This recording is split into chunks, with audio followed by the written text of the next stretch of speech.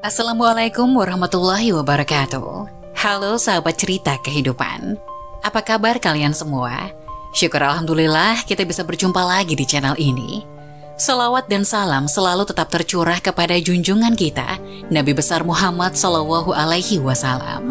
Tidak lupa kami sampaikan salam sehat, salam sejahtera. Semoga kita semua tetap dalam lindungan Allah Subhanahu wa Ta'ala. Seperti biasa, kita akan berbagi kisah dari yang unik, menarik, sampai bikin nangis. Semoga bermanfaat.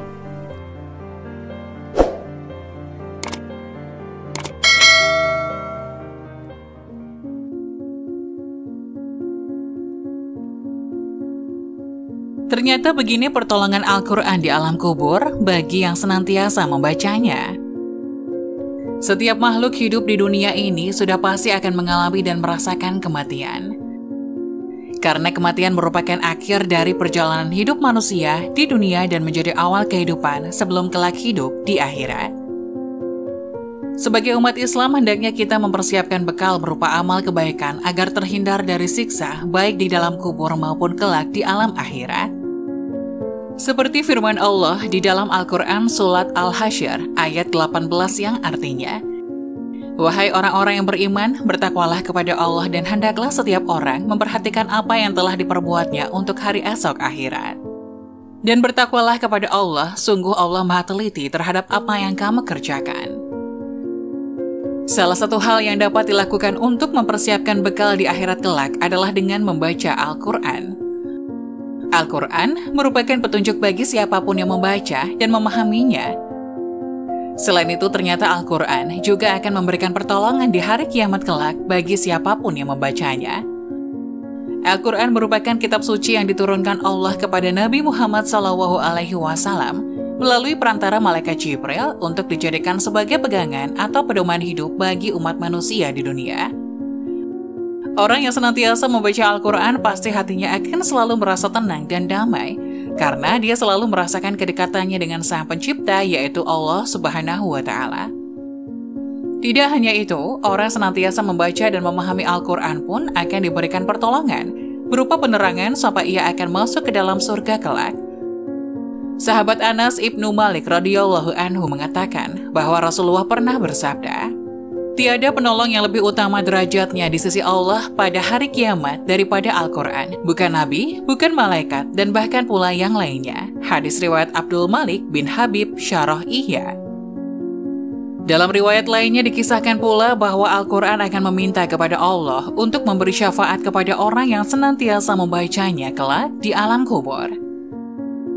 Seperti sabda Rasulullah bahwa sesungguhnya ada seorang laki-laki dari kalangan umat sebelum kalian meninggal dunia, sedangkan tiada satupun dari kitab Allah yang dihafalnya daripada Tabarok.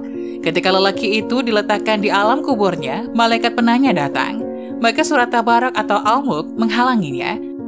Sehingga malaikat itu berkata, "Sesungguhnya engkau adalah salah satu dari kitab Allah dan aku tidak suka membuatmu tidak senang. Tapi aku tidak mempunyai kuasa bagimu, bagi dia, dan juga bagi diriku terhadap suatu kemudaratan dan juga kemanfaatan.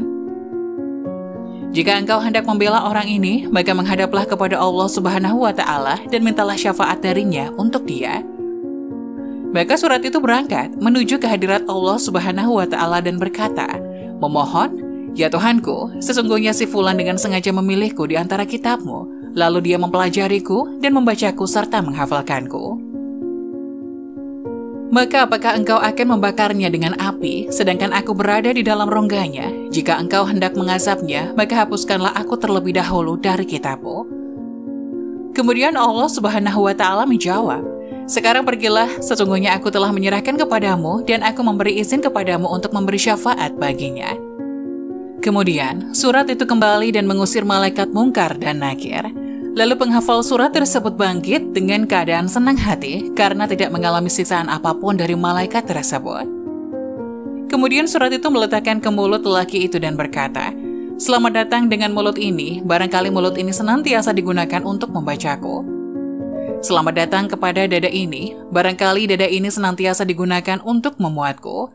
Selamat datang dengan kedua kaki ini, barangkali kedua kaki ini senantiasa digunakan untuk berdiri membacaku.